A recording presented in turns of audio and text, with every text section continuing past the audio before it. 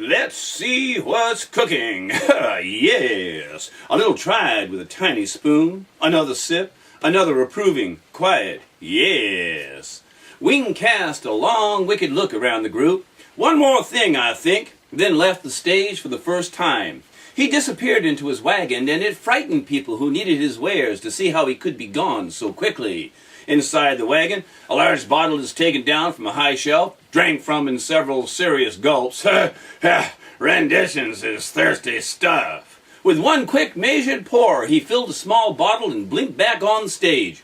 The sigh of relief the especially needy gave at his return smelled like money to Wing, but there was one other odor that caught his attention. "Is that you?" He strained to look. Anxious and excited, he focused his eyes out into the crowd, only finding who he was looking for as he lowered his head. Beside the young girl that was so sad is another, a woman, their faces so much alike. Wing kept the lady in view and absent-mindedly allowed a single drop from the bottle to fall into the vat at his knees. He stirred the liquid in by gently rocking his entire wagon. The surface of the mix took on the look of a spiral nebula in a telescope. When ready, a spoon blasted in like a comet. When full, out again, and he filled a small brown flask look-alike with one motion. The wind never bothered the thin stream. That only bothered one mind in the crowd.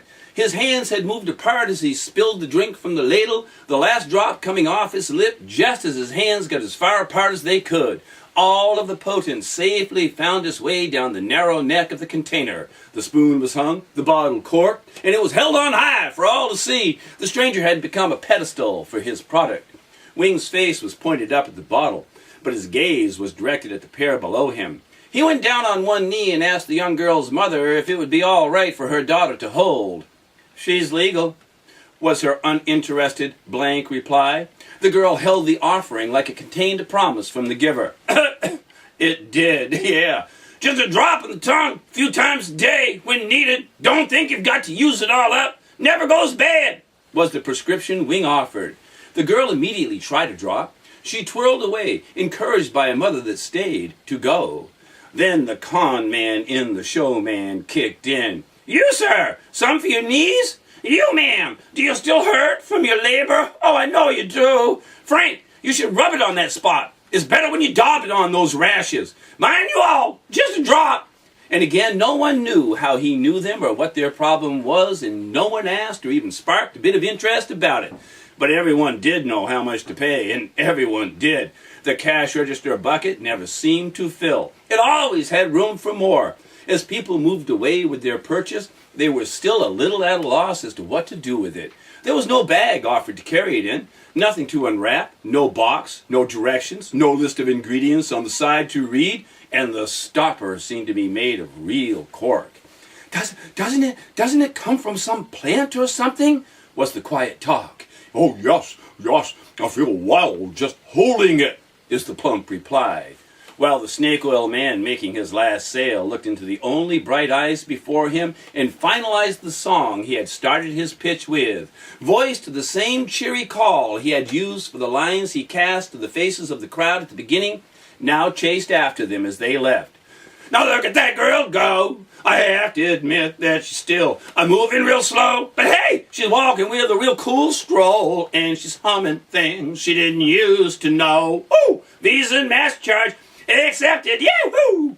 Well, that last line was lost on everyone, and only the one woman left saw his stiff, bent at the knee, left hand on breast, right arm straight and waving full-bodied bow. It ended with him looking straight down at her. She blushed and turned her eyes away. Wing cocked his head a little. It allowed him to look through her dress all the way to her belly button. It was a dreamy view. Oh, yeah. She sighed the fumes slowly in and out in deep breaths. It was like looking into an Arabian tent that was being billowed in slow motion by hot desert winds.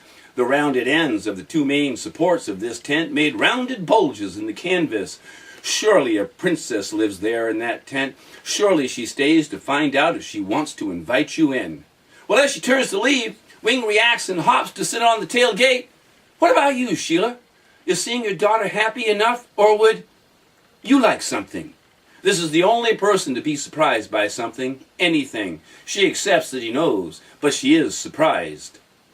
What's in the bottle? was the sweet shot from her. Well, it's what's in the man. Then why not just drink the man?